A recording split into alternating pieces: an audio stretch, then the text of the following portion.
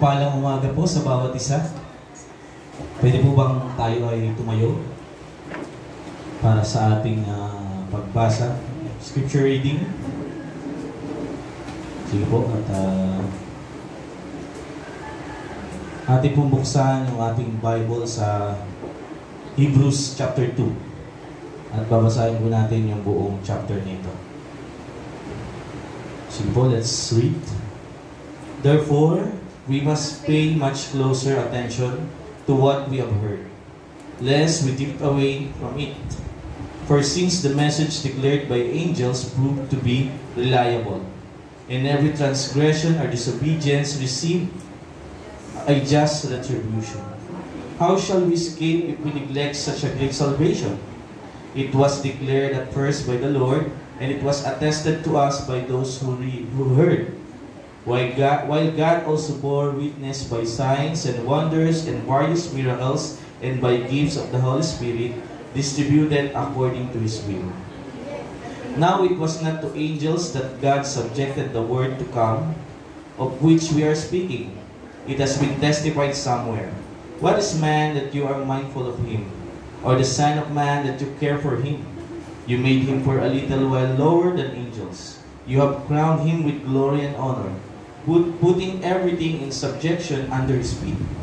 Now, in putting everything in subjection to him, he left nothing outside his control. At present, we do not yet see everything in subjection to him, but we see him who for a little while was made lower than the angels, namely Jesus, crowned with glory and honor because of the sufferings of death, so that by the grace of God he might taste death for everyone. For it was fitting that he, for whom and by whom all things exist, in bringing many sons to glory, should make the founder of their salvation perfect through suffering. For he who sanctifies and those who were sanctified all have one source. That is why he is not ashamed to call them brothers, saying, I will tell of your name to my brothers. In the midst of the congregation, I will sing your praise. And again, I will put my trust in him. And again, behold, I and the children God has given me. Since therefore the children share in flesh and blood, he himself likewise partook of the same things, that through death he might destroy the one who has the power of death, that is, the devil, and deliver all those who, through fear of death, were subject to lifelong slavery. For surely it is not angels that he helps, but he helps the offspring of Abraham. Therefore he had not to be made like his brother in every respect, so that he might become a merciful and faithful high priest in the service of God, to make propitiation for the sins of the people. For because he himself has suffered when tempted, he is able to help those who are being tempted. So, blessed be the reading of God's Word. Mahal na po tayong makaupo. Okay, isang mapagpalang umaga po sa bawat isa. Kayo po ba'y pinagpala? Parang mahina po. Pinagpala po ba kayo?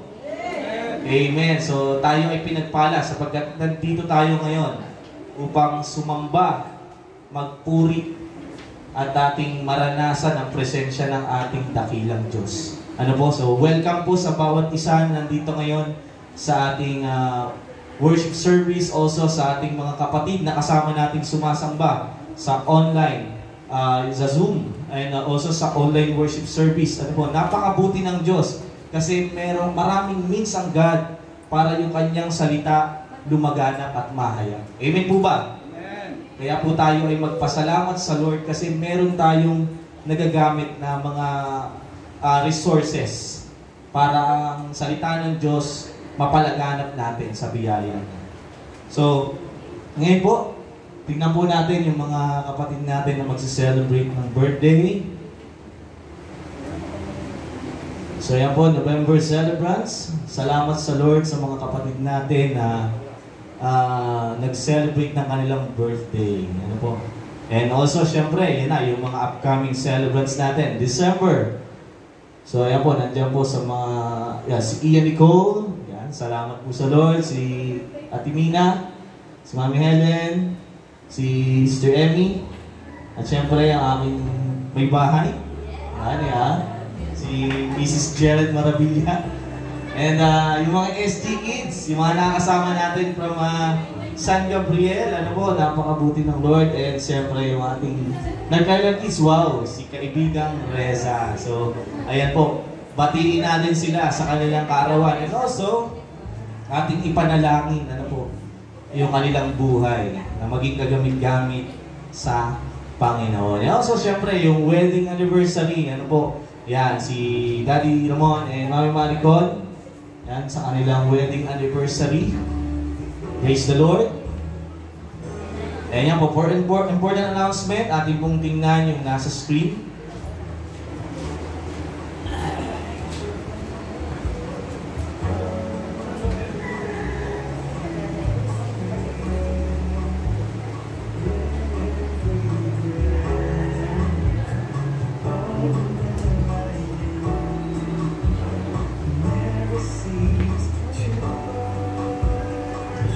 Yan.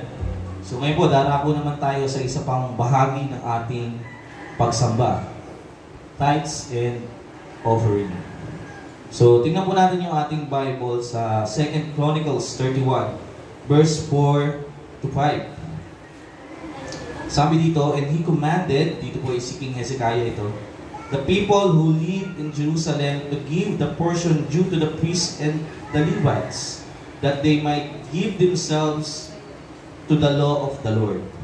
Verse 5, as soon as the command was spread abroad, the people of Israel gave in abundance the first fruit of grain, wine, oil, honey, and all the produce of the field. And they brought in abundantly the tithe of everything. So ito pong event na ito ay makikita natin na ito'y panahon ni King Hezekiah nung siya ay naging hari. Dito si King Hezekiah, nasa 20s pa lang, I think nung naging hari siya, bata po siya, but dito, yung Israel, they are into idol worship.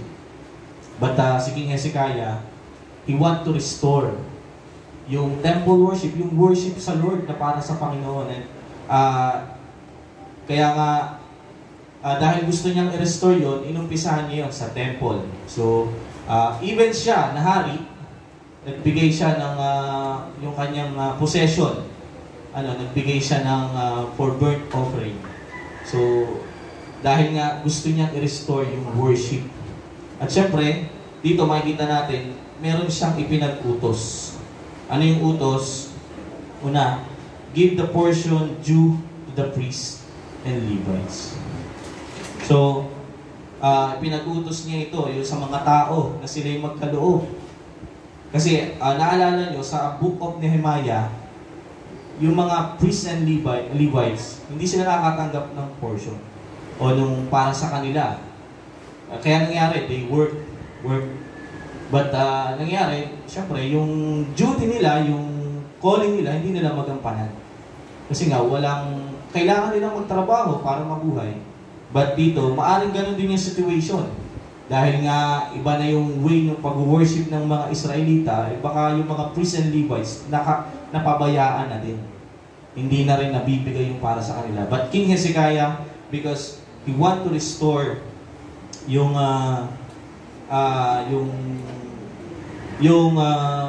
pag-worship, ito yung kanyang ipinag-utos. So, he as a king, ginamit niya yung kanyang authority. Remember, we, as a believer, we have a king. And that is our King of Kings, Jesus Christ, our Lord. Amen? At dahil po doon, we know that that tithing, giving, hindi po yan inabolish ng Lord. Kaya dapat tayo as a believer, we observe itong command na ito. We take part, kasi it is part of our worship to the Lord. Hindi po ito basta binuo lamang natin o ng mga kung sino-sinong tao lang. Hindi ito part ng tradition lang ng church or culture. It is given or commanded by God. So let us observe. So ano yung makikita natin? So nabanggit ko na po kanina yung bakit ipinag-utos. So ito yung purpose ni King Hezekiah. Yun nga. to give the portion doon sa mga Levites, priests and Levites. Bakit? Kasi nga, to give themselves to the law of the Lord. Kasi kung itong mga Levites and priests, hindi nila matatanggap yung contribution mula sa offering, at magtatrabaho sila, baka hindi sila magkaroon ng time to study yung law of the Lord, to meditate, and then, ano yung papahayag nila. So, ganun din dito sa atin. Yung ating tithes and offering, meron tayong mga kapatid at merong itinalaga ang Lord na siyang nagpipig sa atin para makarinig tayo ng Word of God, para maalagaan tayo, to minister to us. Ano? So yung ating pastor, his wife, they are giving themselves sa devotion ng Word. Bakit?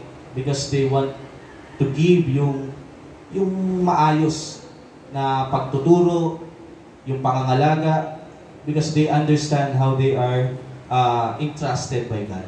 Now, if we will neglect yung pagkakaloob, paano natin masusupport yung kanilang life?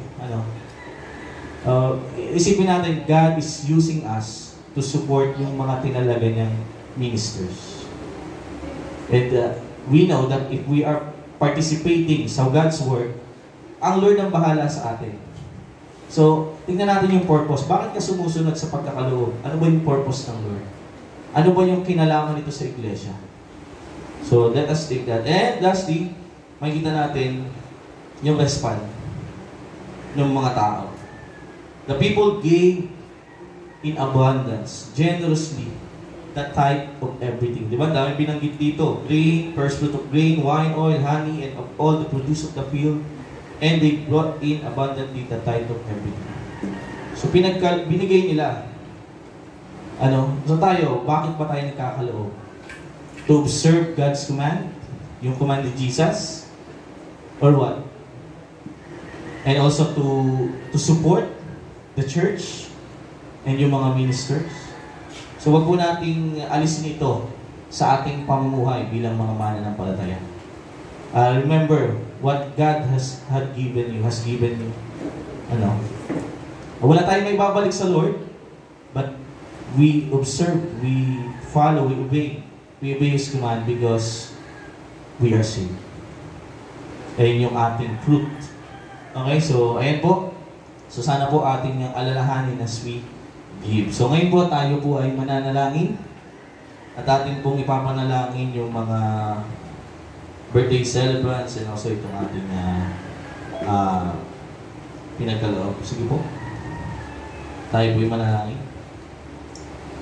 Heavenly Father, we thank you for this morning na kami ay nandito, nagkakatipon. Truly, O God, na Ikaw yung nagdala sa amin dito. At salamat for sa paglalagay mo ng desire sa amin para sumamba at magpuri sa iyo. And this morning, we want to thank you sa buhay ng mga birthday celebrants, ng mga also magsa-celebrate ng wedding anniversary. Panginoon, tunay na why they are celebrating is because you are faithful. Because you are, binibigyan mo pa sila ng buhay. Pinagpapatuloy nila yung buhay nila dahil ito po'y niloloob mo. Kaya salamat, Lord, and I pray na kung meron man silang pinakamagandang regalong matanggap, yun po ay yung mas makilala ka. Lubos na pagkaunawa sa iyong mga salita at yung tunay na pagsuko at pagpapasakop sa inyo bilang kayo aming Panginoon at tagapagligtas. And I pray, Lord, that may you continue to bless them sa lahat ng bagay. Mula sa mga financial na pangailangan nila, material, everything that they need, and mostly yung spiritual needs nila. Lord, I pray for your work in their lives. And also, lubos na makilala ka pa nila. Also, sa wedding anniversary, sa celebrate kay Daddy Ramon, kay Maricol, I pray, Lord, na kayo palagi ang maging sentro ng kanilang pagsasama. In their marriage, ikaw lamang yung mahayag, yung mag-glorify. Ma-display yung glory mo sa kanilang pagsasama at lubos na makilala ka pa nila.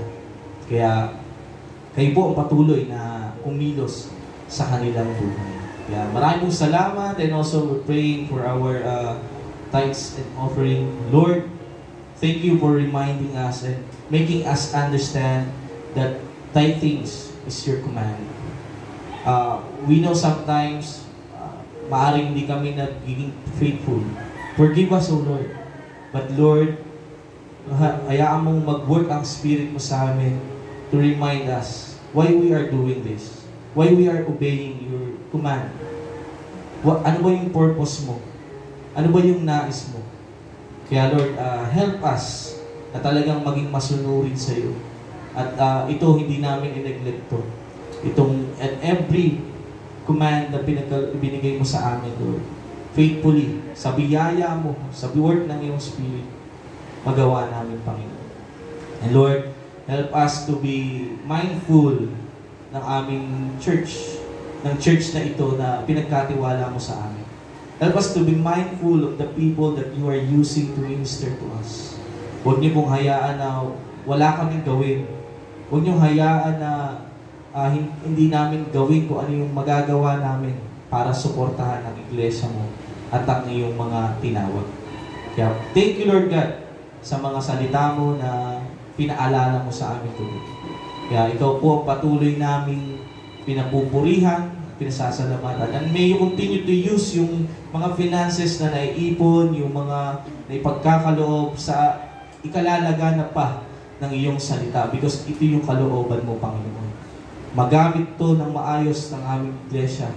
At yung mga taong itinalaga mo to manage, to oversee, Lord, mapag-isipan nila at sa biyaya mo, bigyan mo sila ng karunungan, paano nila maisa sa ayos pa para magamit itong mga finances nila.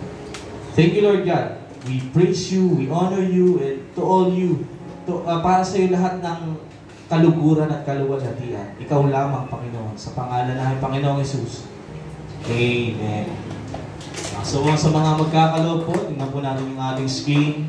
At you may contact your DG heads para sa mga online or online banking. So, yan po. And prepare po natin yung ating hearts para magpuri sa Lord through worship songs, through praises and worship songs. And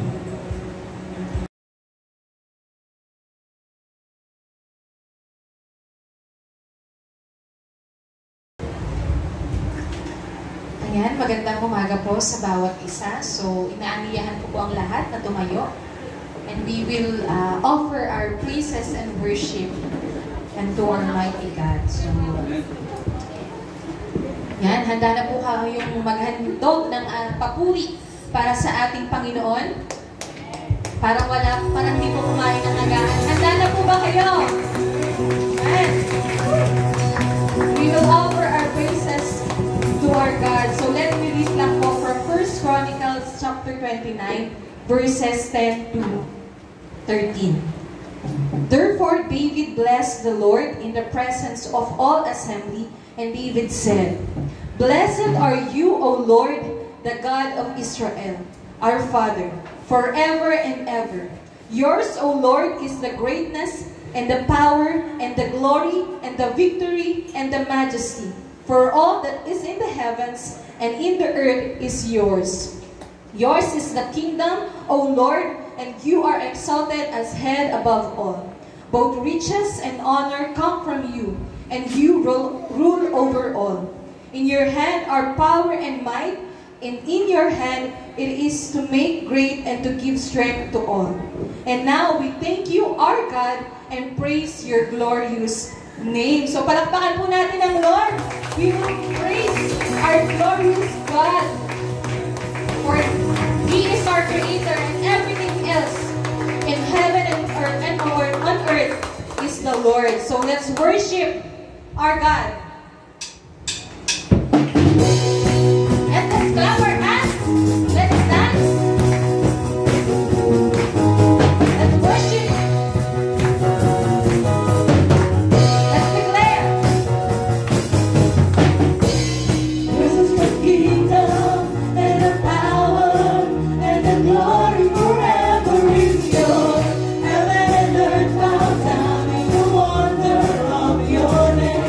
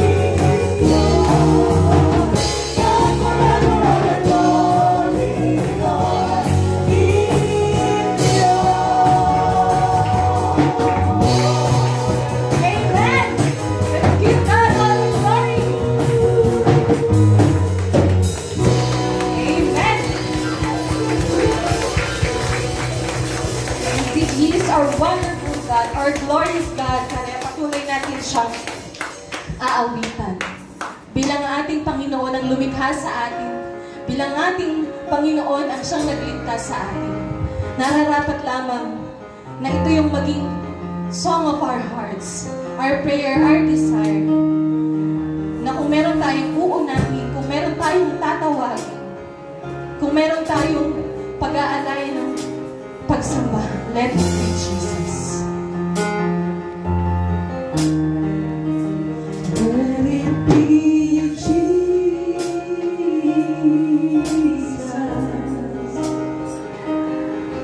the first name that I call.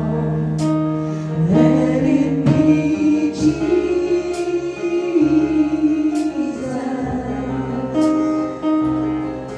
my song inside a soul. I'll never need another. For me to live is Christ. For me to live is Christ. God, I need your name above everything. Let it be Jesus.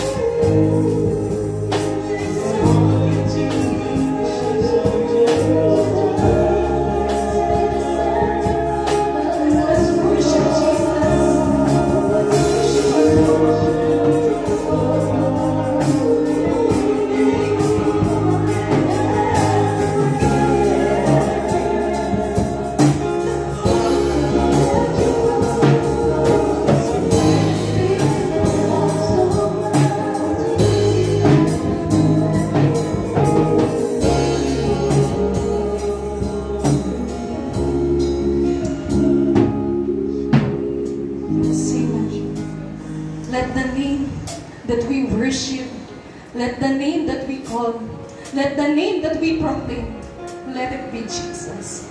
Nawa sa buhay ng bawat isa sa atin, ang nakikita sa buhay natin ay ang ating Panginoon. Kung sino ang Diyos na ating sinasamba. Kaya nga, Lord, we ask for forgiveness, Lord. Sa mga oras, sa mga panahon na hindi ka namin inuuna. Sa mga panahon, Lord, na hindi namin ginagrab yung opportunity na ipahayag ka. Forgive us, O Lord, if our lives have not been pleasing unto you. And Lord, we help you. For there is no powerful name, Lord, than your name. Kaya nga alam namin, Lord, na ano man yung mangyari dito sa buhay na to, we are victorious. Makakaasa kami sa biyaya mo, Lord.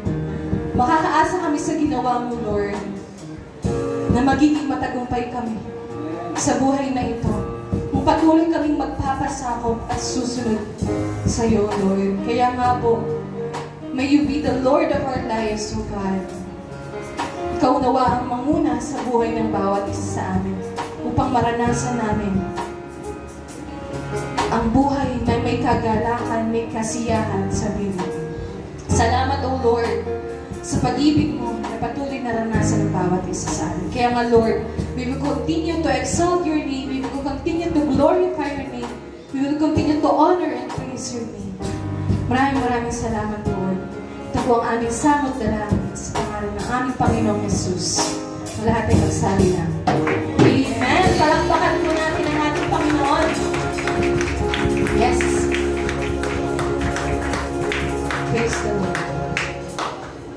So, as we continue in our worship unto our God, we will read together the Word of God from Colossians chapter 3. So we will read from verses 1 to 11. So ako po muna sa first two verses. Alternate po tayo. So let's open our Bible. Colossians chapter 3, verses 1 to 11. If then you have been raised with Christ, seek the things that are above, where Christ is, seated at the right hand of God. Set your minds on things that are above, not on things that are on earth. For you have died, and your life is hidden with Christ in God. When Christ, who is your life, appears, then you also will appear with him in glory. Put to death, therefore, what is earthly in you: sexual immorality, impurity, passion, evil desire, and covetousness, which is idolatry. On account of this, the wrath of God is coming. In this you too once walked when you were living in them. But now you must put them all away: anger, wrath, malice, slander, and obscene talk from your mouth. Do not lie to one another, seeing that you have put off the old self with its practices, and have put on the new self, which is being renewed in knowledge after the image of its Creator. Together, here there is not Greek and Jew, circumcised and uncircumcised, barbarian, Scythian, slave, free, but Christ is all and in all. Ang Lord po mapagpala sa kanyang mga salita. Maaari na po tayong maupo, and let's prepare our hearts to hear the preaching of the Word of God.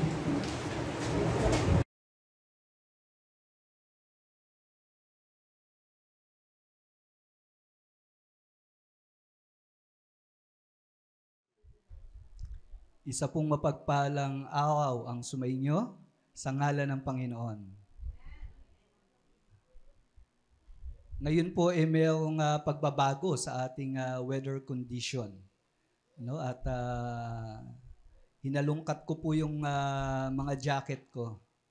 No? Sapagkat medyo lumalamig at umuulan pa. Kaya ako kailangan hanapin yung mga nararapat na kasuotan upang sa weather condition natin makasurvive ang aking pangangatawan. Ganon din naman po sa pananampalataya natin, simula po nang tayo magkaroon ng pagkakilala sa ating Panginoong Yesus, meron po tayong pagbabago na dapat gawin sa buhay natin. Meron po tayong bihis na dapat ipakita sa mga tao. Na kung saan ang lumang pagkatao natin, ito ay dapat na nating talikuran. So sa pagkakataon po ngayon ay ganito po ang mensahe na ipinabatid ni Apostle Pablo sa mga taga-Kolosas. So tayo po ay nag-aaral sa aklat ng Kolosas chapter 3 verses 1 to 11. At dito po makikita po natin yung bagong pamamaraan ng pamumuhay, the new way of living. No, at ito pong new way of living ay bunga ng resurrected life. Madalas po pagka pinag-usapan yung pagkabuhay na muli, ang iniisip ng marami, magaganap yan sa muling pagbabalik ng Panginoong Yesus.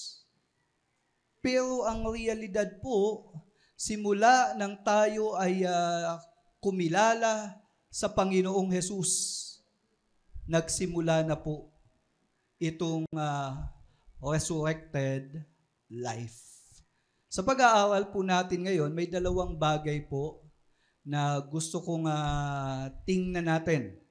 No, yung resurrection na naganap sa buhay natin, and then, yung restoration, yung mga pagbabago na kakaharapin natin habang tayo patungo dun sa ganap na buhay na ninanais ng Panginoon sa atin.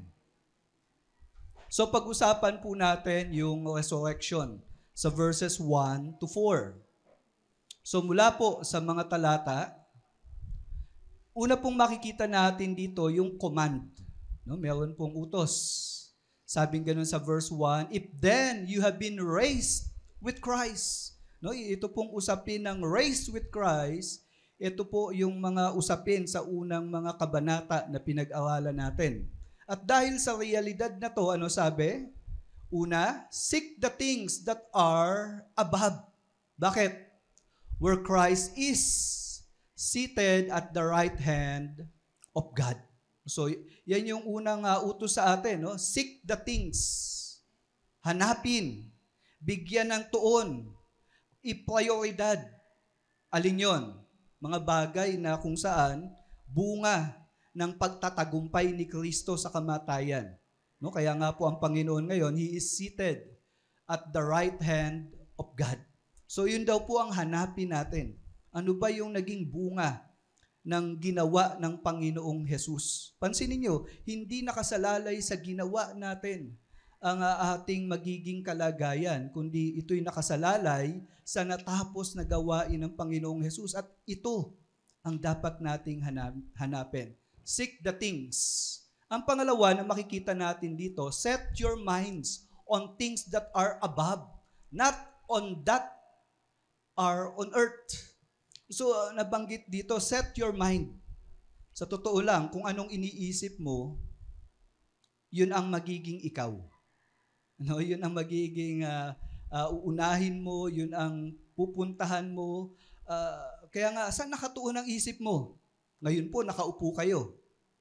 Pero anong iniisip mo?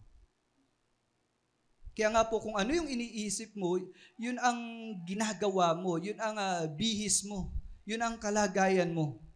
At kaya nga po dito ang pangalawang utos, set your minds. No, ituon mo ang isipan mo. Dito po, bakit inutos yung mga bagay na yan? We have the case in Christ. Ano bang kalagayan natin? Sabi sa verse 3, for you have died and your life is hidden with Christ in God. No, sabi sa verse 3. And then, sinabi rin dito, when Christ who is your life appears, so yung una, for you have died. Yan po yung present condition natin. And then, meron tayong future condition. When Christ who is your life appears, so babalik muli ang Panginoon at pinangako niya yan. Merong second coming. Then you also will appear with Him in glory. So ito yung inaasahan natin. Magkakaroon talaga ng sitwasyon na kung paano ang Panginoong Yesus ay nabuhay na muli, ganun din ang aasahan ng bawat sumampalataya sa Kanya. So ito pong case na to, makikita po natin na ito yung kalagayan ng resurrected life. Una, you have been raised with Christ. Ibinangon na muli. Bakit ibinangon? Kasi nga po, nandun tayo sa kalagayan that we have died. Ang tunay na mananampalataya ay dumating sa pagkakataon na na-realize niya kung wala ang kilos ng Diyos sa pagliligtas, siya ay patay. Malinaw naman yun. Ang kabayaran ng kasalanan, kamatayan. Kaya lang yung katotohanan na yan, na-realize lang natin, naintindihan lang natin kapag tayo ay lumapit sa Panginoong Jesus. We have died. Sabing ganun sa aklat ng Roma, kabanatang 6, simula 4 hanggang 6, sabing ganun. Kaya noong binautismuhan kayo, namatay tayo at inilibing na kasama niya. So, merong larawan ng baptism. Ang baptism pong tinutukoy dito, hindi lang yung literal na ikaw ay nagpabautismo. No? Kasi lahat ng mga mananampalataya, bilang kapahayagan ng ating pananampalataya, publicly, tayo ay magpapabautismo. Pero hindi lang po yung public declaration ng faith natin, yung baptism, kundi the moment na tayo ay sumampalataya sa Panginoon, tayo ay nabautismuhan na. At ang bautismong ito ay nagbunga ng kamatayan at paglilibing. At sabi pong ganon, kung paanong binuhay muli si Kristo sa pamamagitan ng dakilang kapangyarihan ng Ama, tayo rin ay mamuhay sa bagong buhay. So makikita natin at kung iisipin natin sa literal na pagbabautismo sa tubig, pagkalubog mo, ikaw ay aahon. At ito ay pagpapahayag ng pananampalataya na ang Panginoong Yesus hindi na natiling patay bagkus siya'y buhay. At kung paanong nananampalataya tayo na ang Panginoon siya'y nabuhay na muli, ang hamon sa atin ito, mamuhay sa bagong buhay. Naniniwala po ba kayo na buhay ang Panginoong Yesus? Kung buhay siya, kasama tayo dun sa panibagong buhay na yan bilang mananampalataya. At kung ikaw ay naniniwalang mananampalataya, baguhin mo na yung lifestyle mo. No? Ito yung hamon niya. At sa verse 5, at kung nakasama tayo sa kanyang kamatayan, tiyak na mabubuhay tayong muli tulad ng muli niyang pagkabuhay. Sabi pa sa verse 6, alam natin na ang dati nating pagkatao ay ipinako na sa krus kasama ni Kristo para mamatay. Kaya hindi na tayo dapat alipin pa ng kasalanan. So ang tinutukoy na kamatayan, hindi literal na kamatayan ng pisikal na katawan, kundi kamatayan ng pagiging alipin natin sa kasalanan. No, minsan nag-iisip tayo, o may nakausap nga po ako, sabi niya, hindi ko kaya magbago. Actually, maraming ayaw dumalo sa Bible study, ayaw makinig ng pag-aaral ng salita ng Diyos, kasi makikinig pa lang sila ng salita ng Diyos, umaayaw na sila. Anong dahilan? Ang sinasabi nila, hindi ko kaya magbago eh. Pero malinaw po sa banal na kasulatan na hindi ikaw ang magbabago ng buhay mo, kundi ang Diyos na siyang nagliligtas sa'yo. No, kasama yun, nakapackage doon yung pagbabagong buhay sa ating kaligtasan. At bakit tayo makapagbabago ng buhay? Kasi nga po, hindi na tayo magiging alipin ng kasalanan. Minsan iniisip mo na lang na alipin ka. Naalala ko po yung isang kwento nung aso. Yung pong aso, buong buhay niya, nakatali siya dun sa isang poste ng bahay. Dumating yung time, yung amo niya, pinakawalan siya. inalis yung tali sa kanyang leeg. Yung pong aso, bagamat pinalaya na, nanatili siya dun lang sa sa tabi nung poste na yon. Bakit? Kasi yung aso, iniisip niya, nakatali pa rin siya. Pinalaya na siya. Minsan po, ganun tayo mag-isip eh. Hindi ko kayang iwan itong pambababae ko. Hindi ko kayang iwan itong bisyo ko ng pornografiya. Hindi ko kaya, alam niyo po, kung ikaw ay na kay Kristo na, pinalaya ka na sa kasalanan. Amen? Yung buhay mo na chismosa, yung buhay mo na magagalitin, yung buhay mo na pinalaya ka na. Ganyan po ang naganap. Kaya nga po dito, you have died. Ang banggit. Ang pangatlong bahagi ng resurrection, your life is hidden with Christ in God. So, dito naman po, magandang maunawaan natin, mayroong panibagong buhay tayo na kakaharapin bilang na kay Kristo. Sabing ganun sa aklat ng unang Korinto, kabanatang 2, 9-10. Ganito nga ang sinabi ng kasulatan. Wala pang taong nakakita, nakarinig, o nakaisip sa mga bagay na inihanda ng Diyos para sa mga nagmamahal sa Kanya. Ngunit, ang mga bagay na ito'y ipinahayag sa atin ng Diyos sa pamamagitan ng Kanyang Espiritu.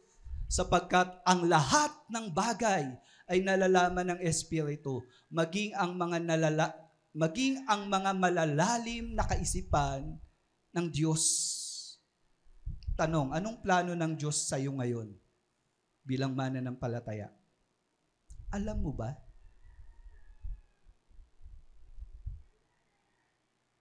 Nakapagbabago po ng paraan ng pamumuhay kapag alam mo na meron kang pupuntahan. Halimbawa, excursion, outing. Pagka alam mong magsuswimming kayo, anong gagawin mo? Diba? Magpe-prepare ka. Yung iba, nag-exercise pa no? Baka para hindi sumakit ang katawan pag nag-swimming. Yung iba, bago pumunta dun sa lugar, nagpe-prepare siya ng kanyang mga isusuot. Pine-prepare niya yung sabon, yung etc. Bakit? Kasi papunta siya dun sa swimming eh. Di po ba nababago yung lifestyle mo pagka meron kang pupuntahan? Nag-iipon ka ng pamasahe. Na dati hindi mo naman yung ginagawa, pero dahil alam mong papunta ka doon, nababago yung lifestyle mo eh. Ganon din po ang mga nakay Kristo. Alam mo ba yung plano ng Diyos?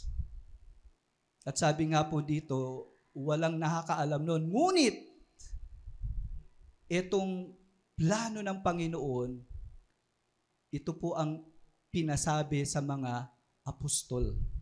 At yung mga apostol nagsulat. At yung isinulat nila, nanatili. Asan yung mga sinulat nila? Ito po, nasa Bible. Anong plano ng Diyos?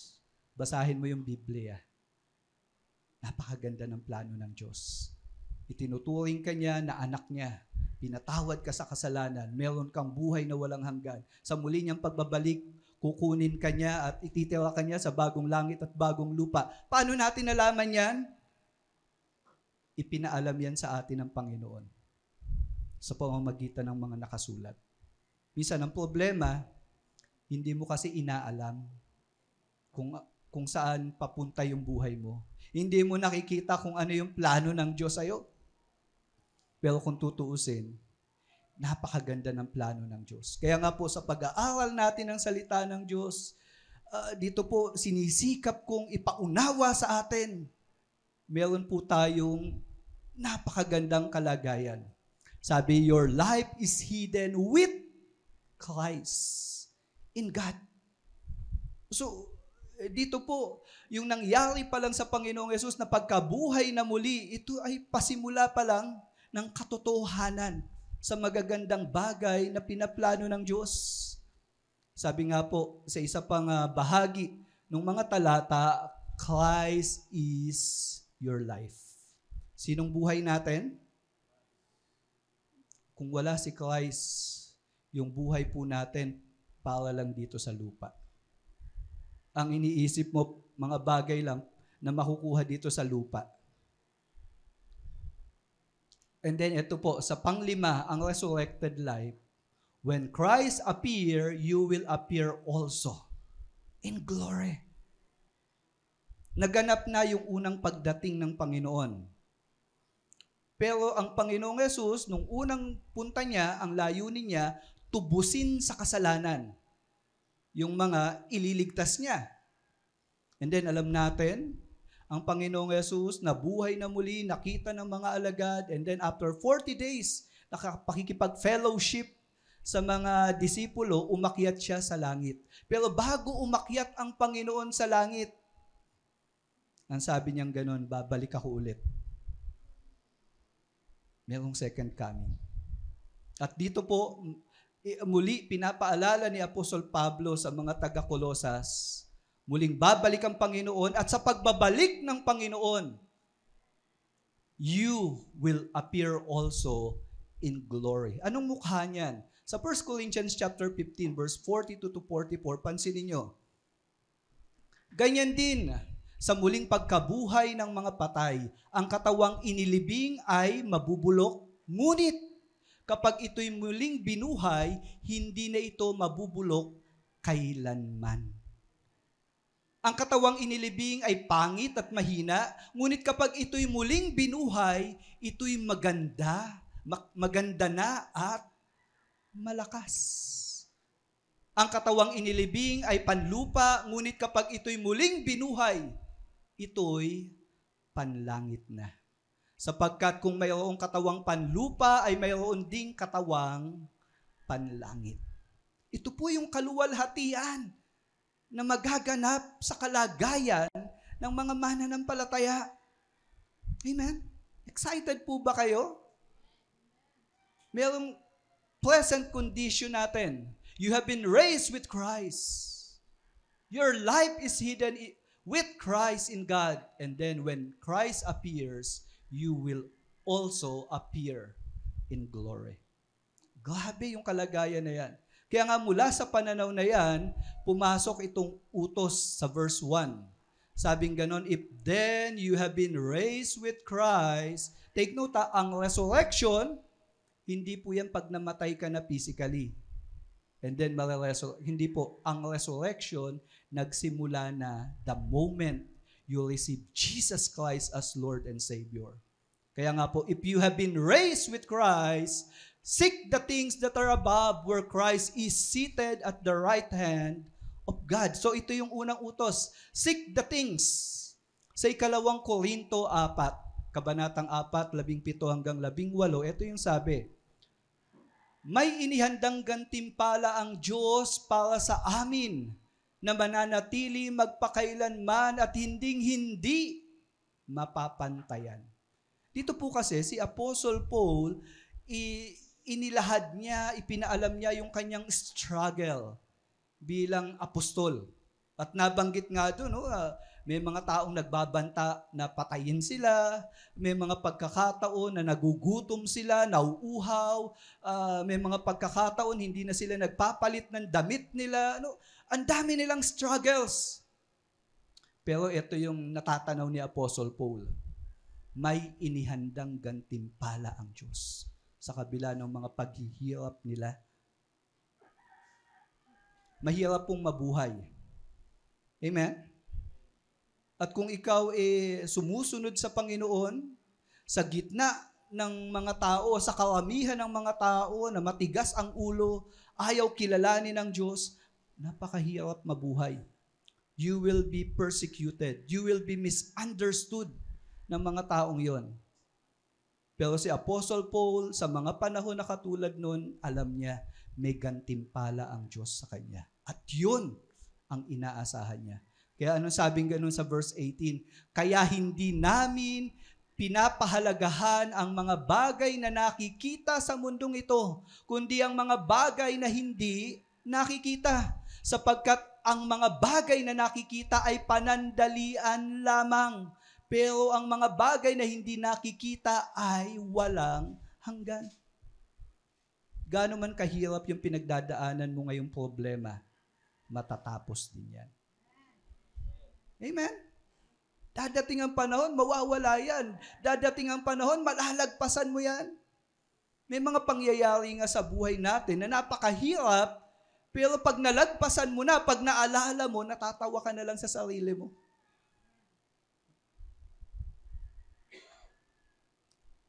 Kung ikaw ay nahihirapan dahil sumusunod ka sa Panginoon, tandaan mo yung pagtitiis na yan, may magandang bunga.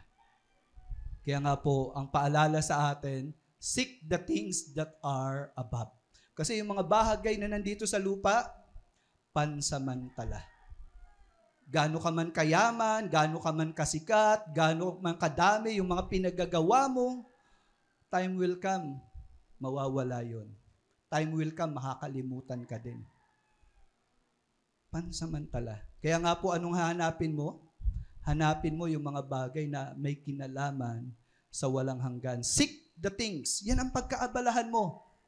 At yung pangalawang utos, set your minds on things that are above, not on things that are on earth. Sa unang Timoteo 4, Kabanatang 4, 7-8, ang sabing ganon, huwag mong pag-aksayahan ng panahon ang mga walang kabuluhang alamat na sabi-sabi lang ng matatanda. Sa halip, sanayin mo sa kabanalan ang sarili mo. Pagka pinag-usapan yung kabanalan, hindi po yan perfection, na hindi ka na magkakamali. Pag pinag-usapan ng kabanalan, ito ay yung iyong attitude na umiiwas ka sa kasalanan. At sinisikap mo na yung utos ng Panginoon ipamuhay. At sabi pong ganon, sanayin mo ang sarili mo. Saan?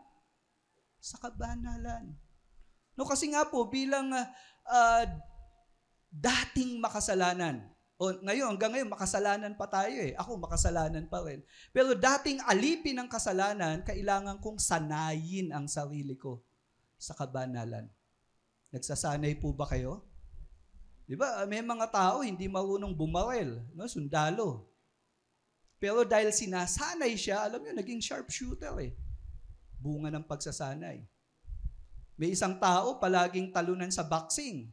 Pero nung naging seryoso siya sa mga trainings na ginagawa niya, alam niyo, naging mahusay siya. Nung una, ang dami niyang talo eh. Pero ngayon, nakilala na siya. Humusay siya. Bakit? Sinanay niya yung sarili niya. Ganon din, pamumuhay sa kabanalan, pagsunod sa Diyos, hindi tayo sanay dyan. Madalas, bumabagsak nga tayo eh.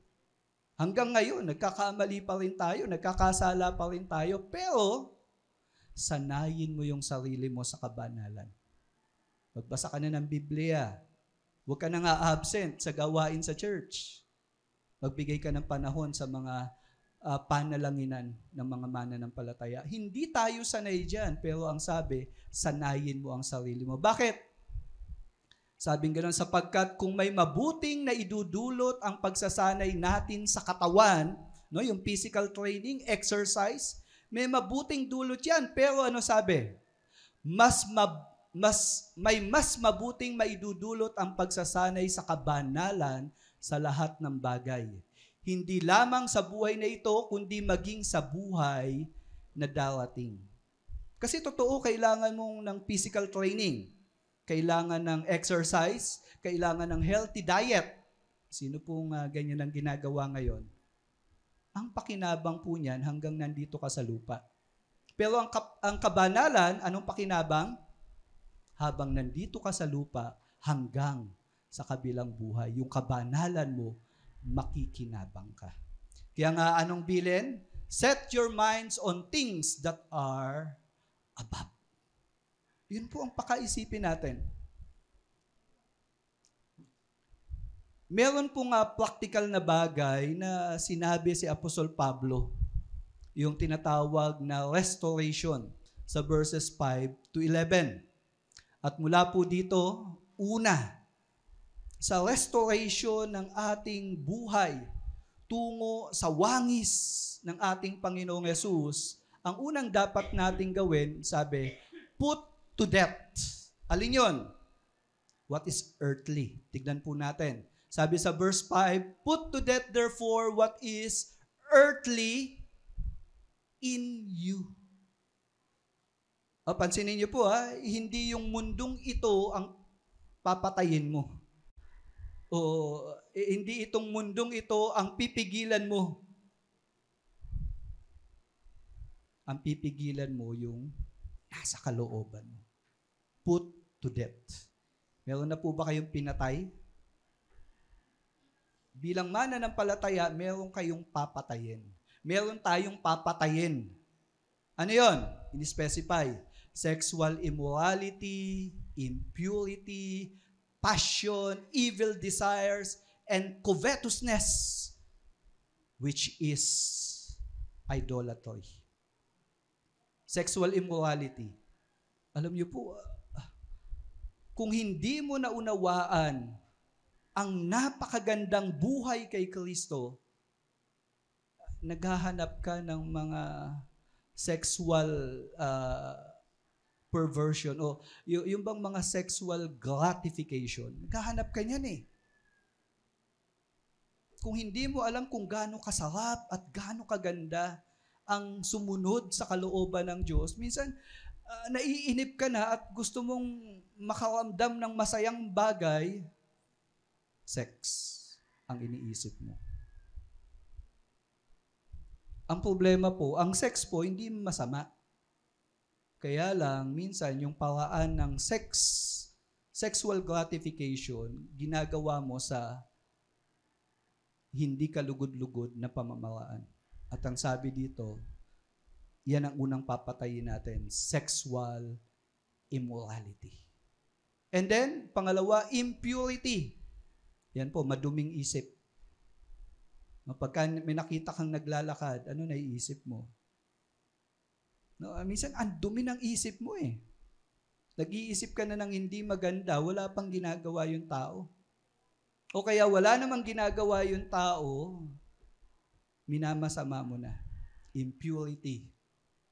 And then, ito yung passion. No, pag sinabing passion, ito yung gustong-gusto mong gawin. But basically, itong bagay na gustong-gustong gawin, bunga ng evil desire. Pag sinabi nating evil, ito yung mga bagay na gawain na inintroduce ng makalaman nating pamumuhay na naglalayo sa iyo sa Panginoon. And, ang huli, covetousness. Ang covetousness po, ito po yung ugali na kung saan lahat ng makita mo sa ibang tao, gusto mo, meron ka din. Minsan nga, gusto mong makuha eh. Gusto mo agawin sa kanya eh. No? Covetousness. At itong pamumuhay po na nabanggit, ito daw po ay form of idolatry. Minsan, ang iniisip natin sa idolatry, yung imahen na sinasamba. Pero ang Biblia po, hindi lang ganong idolatry ang pinag-uusapan, bagkus yung kalagayan ng iyong puso na naghahangad na lumayo sa kalooban ng Diyos. Dahil mahal na mahal mo yung sarili mo, hindi mo maiwan yung mga bagay na yon para sumunod sa Panginoon. Idolatry. May babala po sa Pahayag 21:8. Sabing ganon, pero nakakatakot ang sasapitin ng mga duwag, mga ayaw sumampalataya sa akin. Marumi ang gawain, mga mamamatay tao, mga immoral, mga mangkukulam, mga sumasamba sa mga Diyos-Diyosan, at lahat ng sinungaling. Itatapon sila sa nagliliyab na lawang apoy at asupre na siyang ikalawang kamatayan. Yun pong mga practices na to, sexual immorality, impurity, passion, evil desires, and covetousness. Pag hindi mo pinipigil yan sa sarili mo, yung idol mo, sarili mo. Idolatry yan. Pinagpapalit mo ang Diyos. Kaya nga po, ano sabi sa verse 6? On account of this, the wrath of God is coming. Ibig sabihin, kung ginagawa mo pa yan hanggang ngayon at hindi mo pa pinapatay Yung sarili mo sa mga gawain na yan, binibigyan ka lang ni Lord ng time para magbago. Pero yung puot ng Diyos, mararanasan ng mga taong ito. And then sabi sa verse 7, in this you too once walked when you were living in them. Take note, ito po yung buhay natin dati nung wala si Jesus Christ. Sa Roma 6, 20-22, ito yung sabi, noon, alipin pa kayo ng kasalanan. Wala kayong pakialam sa matuwid na pamumuhay. Ano nga ba ang napala ninyo sa dati ninyong pamumuhay na ikinahihiyanan ninyo ngayon? Ang dulot ng mga iyon ay kamatayan.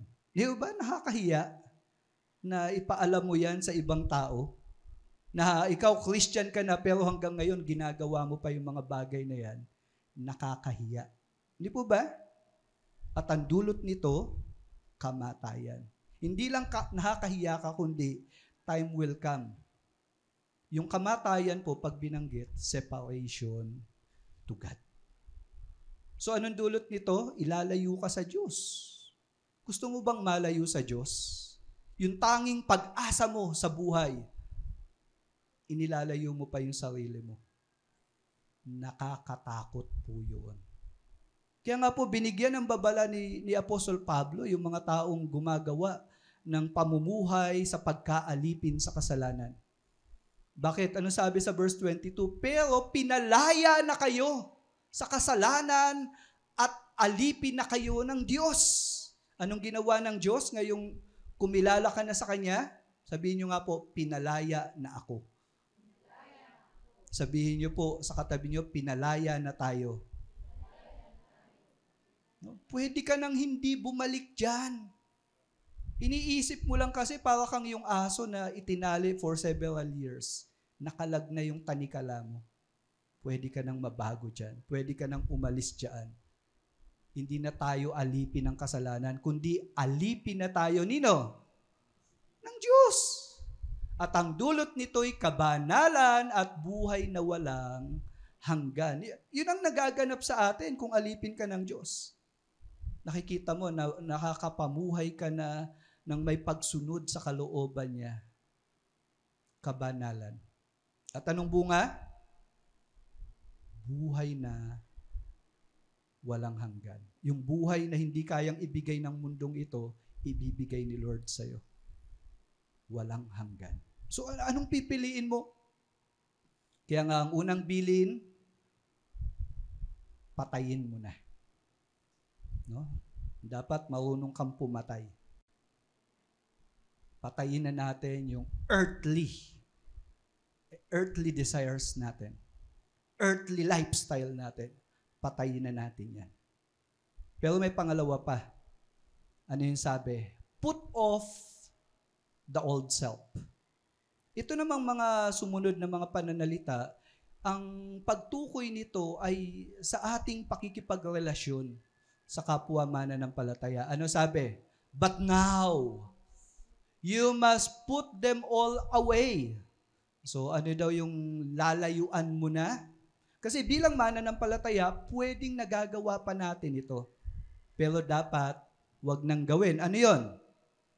Anger, wrath, malice, slander, and obscene talk from your mouth. So, posible na mananampalataya ka, iniwan mo na yung lumang buhay. Pero,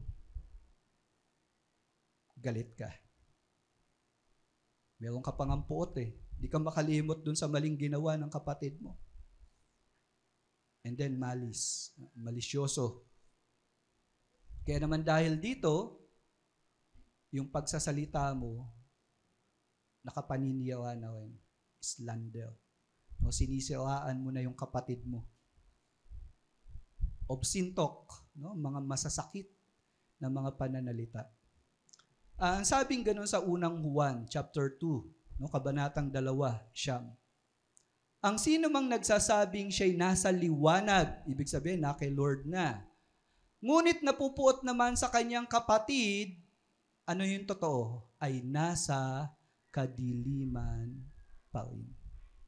Grabe, no? Kung may puot ka pala sa puso mo at kiniklaim mo, nasa Panginoon na ako, pero yung puot, yung galit mo, yung sama ng loob, hindi mo matalikuran, something is wrong. Nasa dilim ka pa rin. Sa Lucas 6:45, ano sabi?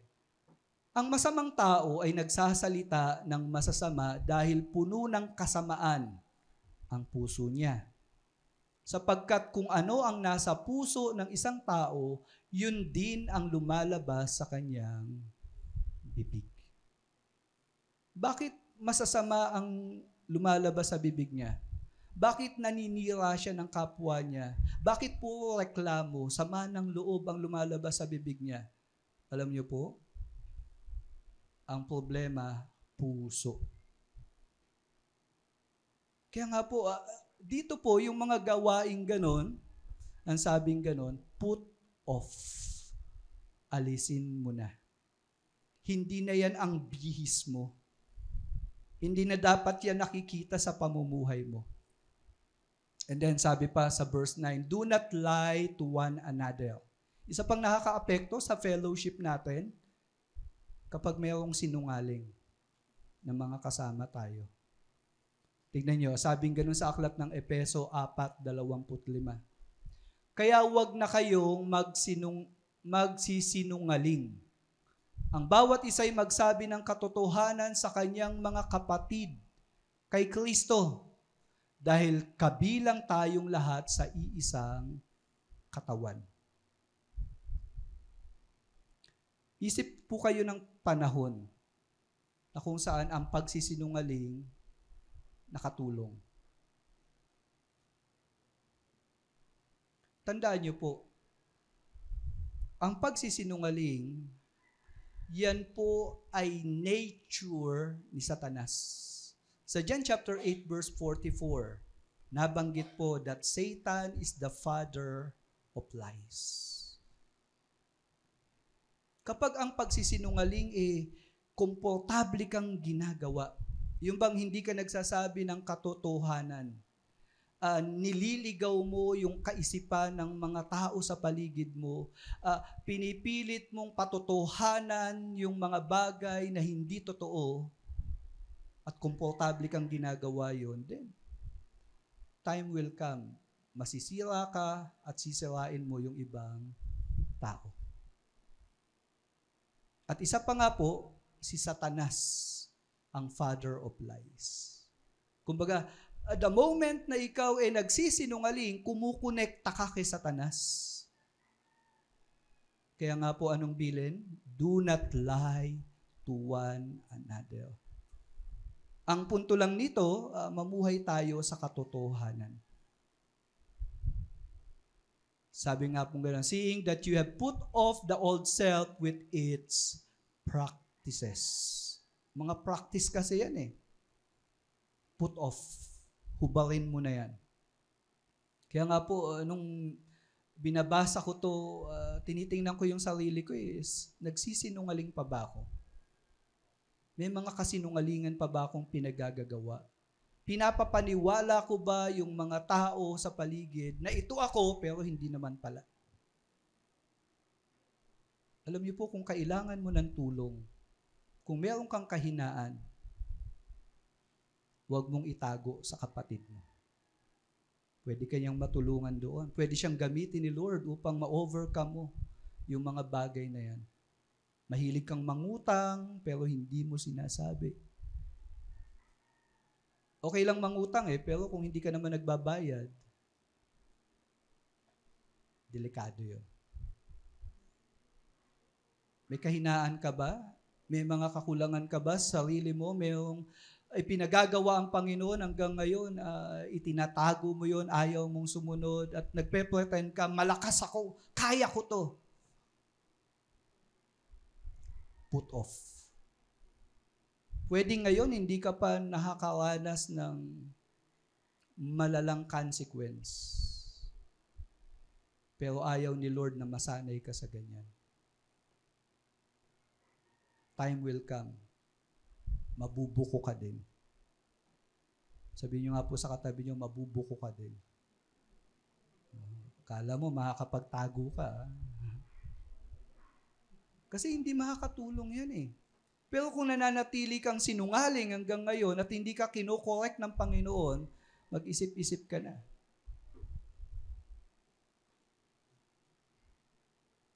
Ito yung solusyon. Kung mayroong aalisin, put off, meron ding ibibihis. Put on the new self. Tignan natin. Sabing ganun sa verse 10, and have put on the new self, which is being renewed in knowledge after the image of its Creator. Pansin natin dito na ang pagbabagong buhay nagpapasimula sa laman ng isip. Yung mga kaalaman. Kaya nga po, sa Roma 12:2, pansinin niyo yung sabi.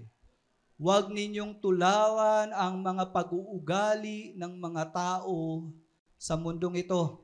Hayaan ninyong baguhin kayo ng Diyos sa pamamagitan ng pagbabago ng inyong mga isip para malaman ninyo ang kalooban ng Diyos kung ano ang mabuti, ganap, kalugod-lugod sa Kanyang paningin. Upang mabago po yung takbo ng buhay natin, ang unang pagbabago, kaalaman, kaisipan.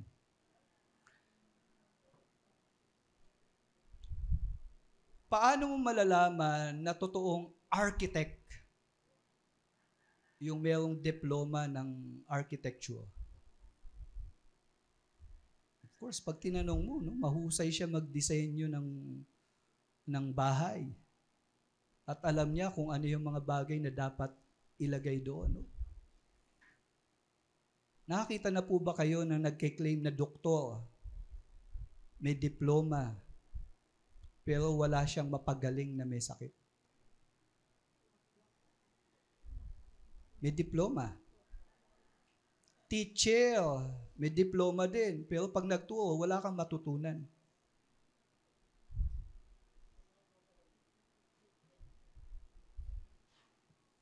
Ang totoong mananampalataya, ang unang pagbabago na gaganap sa kanyang kaisipan. Dapat pinupuno natin ang isip natin ng salita ng Diyos. Dapat inaasahan mo, pinagnanasaan mo yung mga bagay tungkol sa Diyos. Pinananabikan mo yung mga bagay na matututunan mo patungkol sa Panginoon.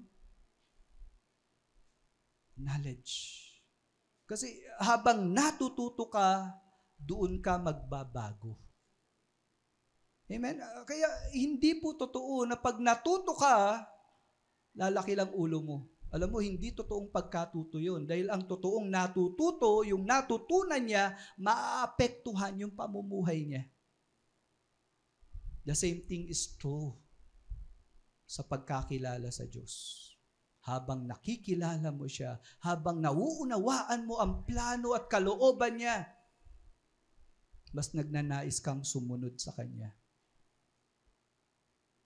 Inaasahan mo yung mga gagawin niya.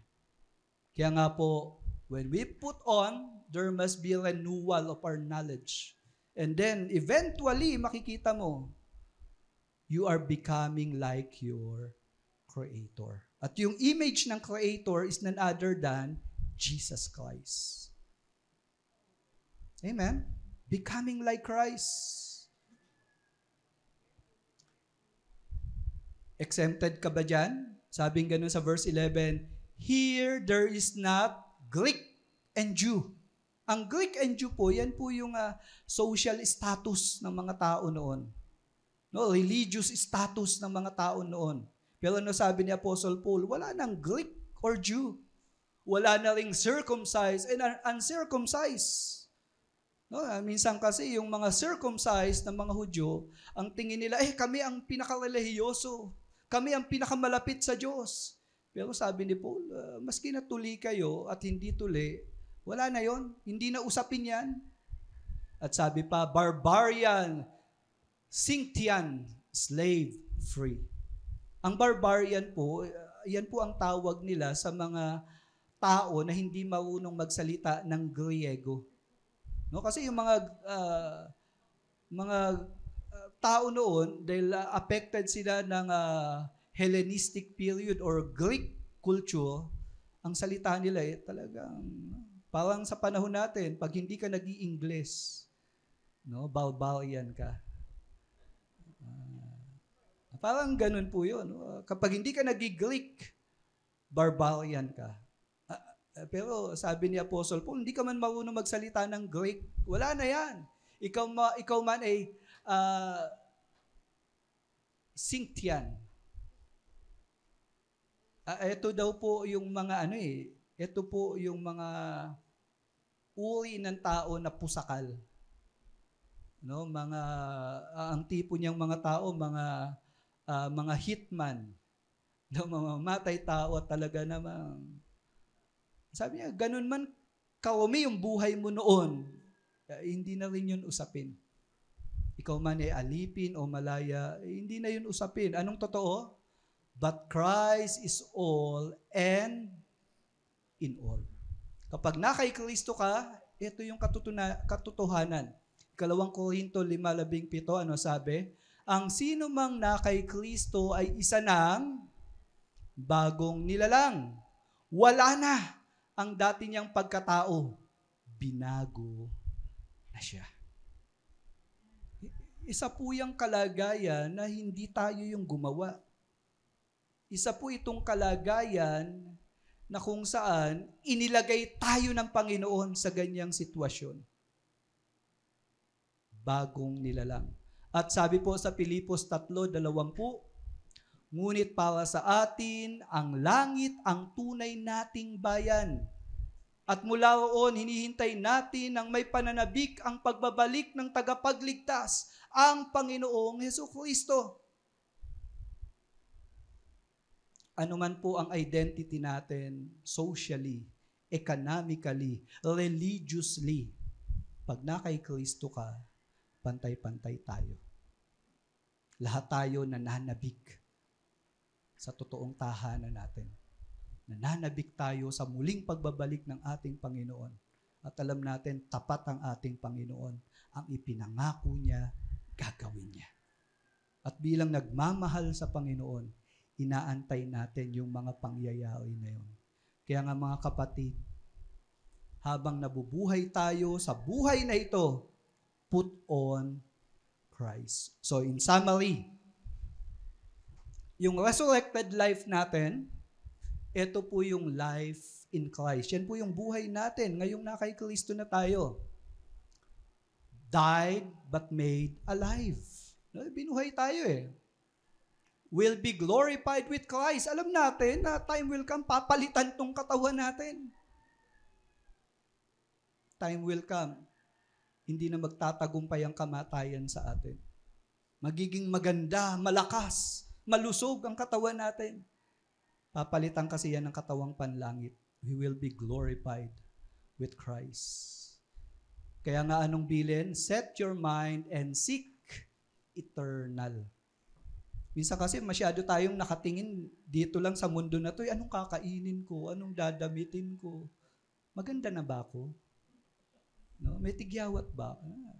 Problema, ang laki ng problema mo kasi wala kang maisuot na damit. Kapatid, hindi na usapin yan. Dahil na kay Kristo ka na, yung mga bagay na may kinalaman sa eternal, yun ang pagtuunan mo ng pansin. Amen. Problema, napakalaki niyan. Kaya hindi ka umaten kasi may problema ako Tandaan mo, lilipas din yan. Bigyan mo ng panahon yung mga bagay para sa Panginoon. Magpagamit ka sa Lord. Kung may oportunidad na gamitin ka ng Panginoon para ibahagi ang mabuting balita, do it. Kasi yung ginagawa mo may kinalaman sa eternity.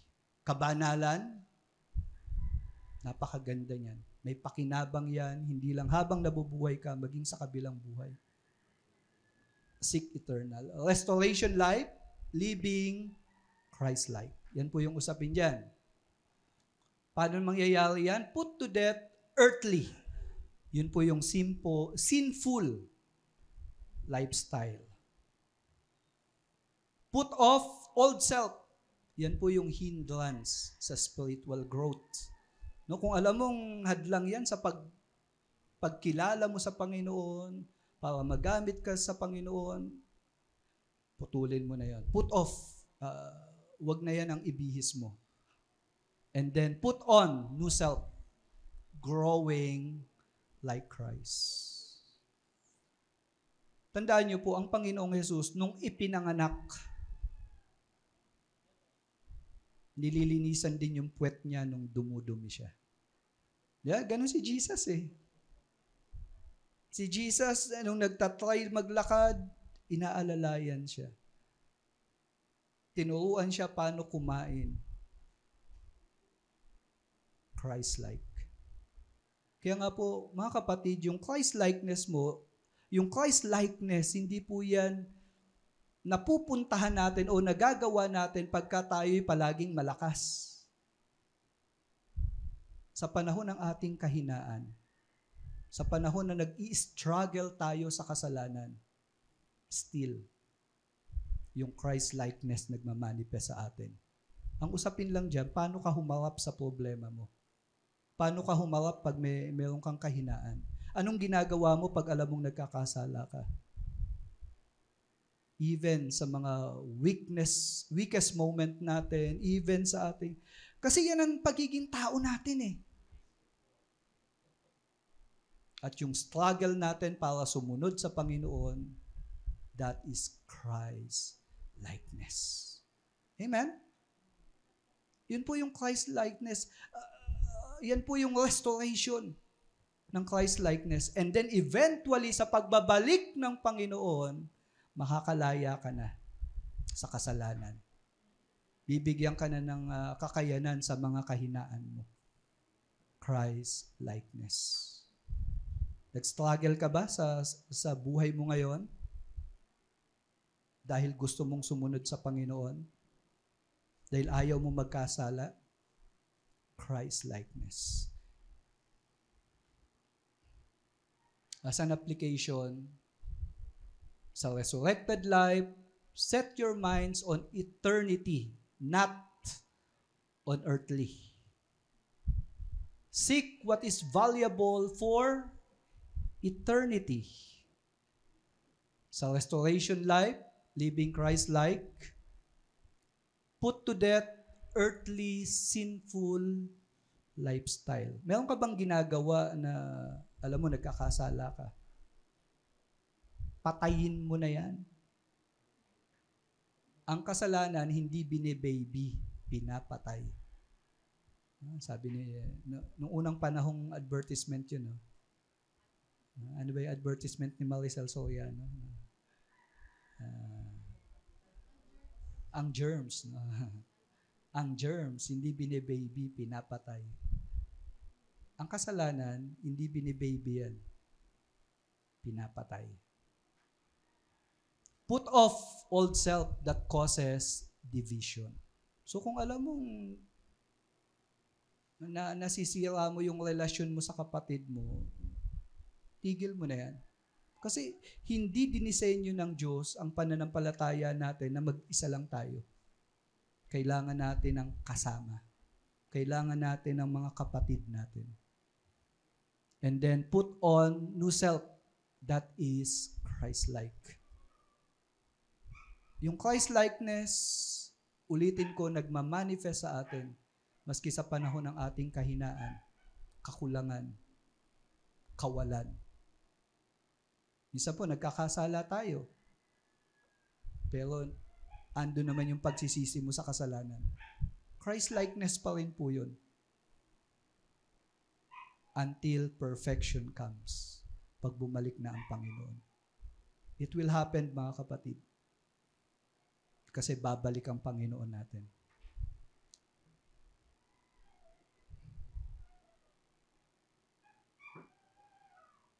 So as a challenge,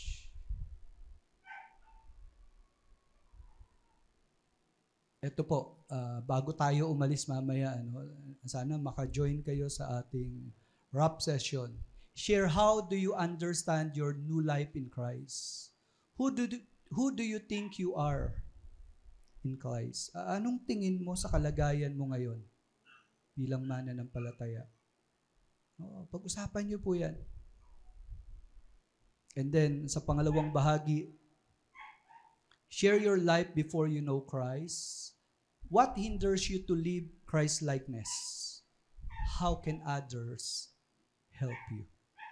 I'm telling you, hindi mo kakayaning mag-isa.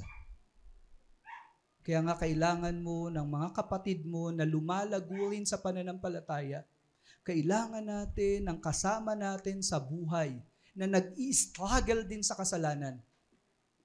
Kailangan natin sila upang kung dumating man ang Panginoon sa panahon natin, alam natin na gawa natin yung dapat nating gawin sa biyaya niya.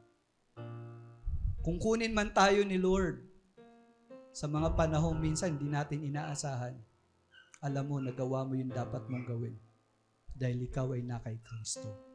Mga kapatid, there is a new way of living. Resurrected life. Nagsimula na po ang resurrection sa buhay natin. Meron pong awit na tinutukoy, tinalakay itong resurrection power ng ating Panginoon. Sige po, let us come to the Lord, let us worship Him. Pwede po bang tumayo tayo lahat?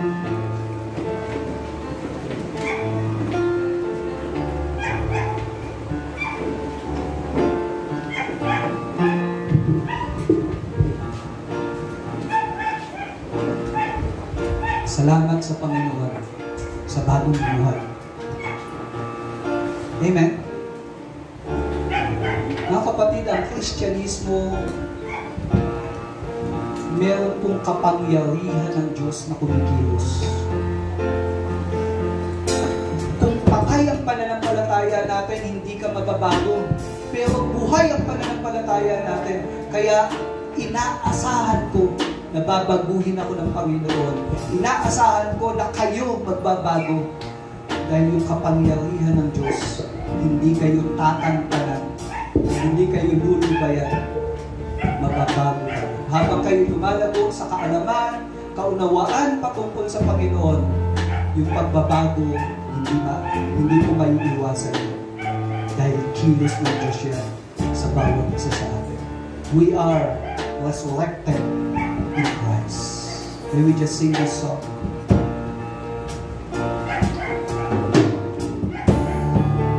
You know me from the day I am. You called me out of all my shame. I see the old has passed away, and you has gone before. You called me from the grave I knew. You called me out of all my shame. I see the old has passed away, the new has gone. Now I have resurrection power living on the inside, Jesus. You have given us freedom. No longer am I sin and darkness, living in the light of your goodness. You have given us freedom. Naniniwala ko kayo. Your royalty, Your Holy Spirit your Holy Spirit, lives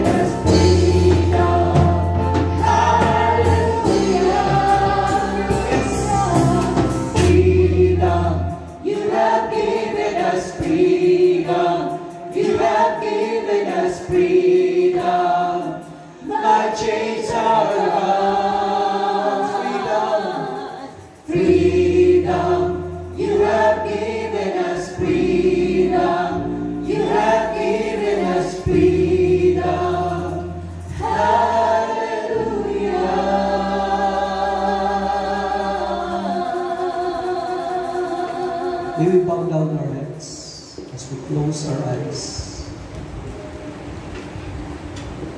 Isipin po natin ang kalagayan natin. Isipin po natin ang Panginoong Yesus. Siya'y nabuhay, maguli, at kailanman hindi na nagtagumpay ang kamatayan sa Kanya. Ganun din po ang kalagayan ng bawat isa sa atin sa kasalanan. Hindi na tayo alipin. Kaya't huwag mo nang balikan yung kaisipan na hindi mo kakayaning umalis sa talikala ng kasalanan. Huwag mo nang balikan yung kaisipan na masarap yung gawaing imoralidad. Huwag mo nang isipin na masaya ka kapag ikaw ay lumalabag sa utos ng ating Panginoon, dahil hindi totoo ang kasiyahang dulot ng kasalanan. Kapatid, ang kasalanan nakapang-aalipin. Huwag ka nang tumikim-tikim. Iwan mo na yan. Kaya mo yan. Dahil yan ang ginawa ng kapangyarihan na bubuhay kay Kristo mula sa kamatayan. At yung kapangyarihan na yan, yan ang kumikilos sa bawat isa sa atin. We have the resurrection power. Yes, so God. Now to the King eternal, immortal, immovable, sa ating Diyos na makapangyarihan sa lahat, na hindi nagbabago noon, ngayon, at magpakailanman. Siya ang kumikilos sa takbo ng kasaysayan ayon sa kanyang mga salita, nagaganap ang mga bagay na ninanais niya. Mula sa Kanya, nawa ang biyaya ng kalayaan sa kasalanan ay maranasan ng bawat mananampalataya sa iglesia nito. Nawa ang kapangyarihan na nagbabago ng pamumuhay ay maranasan ng bawat isa na narito ngayon. Nawa ang banal na Espiritu na siyang nagbabago ng ating buhay, nagpapaunawa ng mga katotohanan na sinaad sa salita ng Diyos. Siya ay sumainyo. May the Lord bless you and keep you. May the face of the Lord shine upon you. And may His gracious hand be upon each and every one of us. And even yung mga tao sa Zoom, sa ating online service, may His blessing be upon you. In the name of the Father, of the Son, and of the Holy Spirit, everybody says in agreement. Amen. Napakampun natin ang Lord. New way of living. Bakit po may Gospel Coalition Church? Anong mission natin? Our mission is To glorify God by proclaiming the gospel until we all attain the whole measure of the fullness of Christ. Kita niyo po yung mission statement natin. Christ-likeness. At tayo po gagamitin ni Lord. Bakit? Ano yung slogan natin? Sharing Christ, changing lives. Pwede pong mabago yung takbo ng buhay natin. And even yung mga taong kakilala niyo. Ano dapat gawin? Sharing Christ, nakapagbabago ng buhay ang ating Panginoon. Amen? Once again, a round of applause. Magandang mata po sa bawat isa.